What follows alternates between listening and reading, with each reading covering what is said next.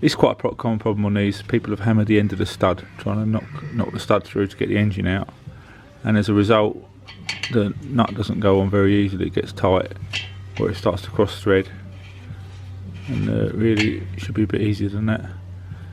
So the modern solution is this tool, which you can find everywhere now on eBay or whatever.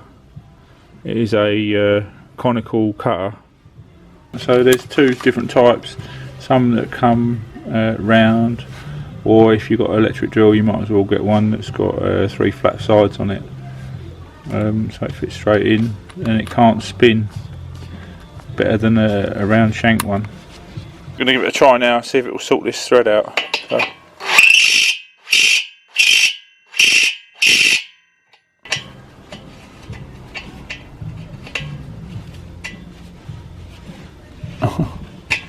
Not enough. Right, let's try again.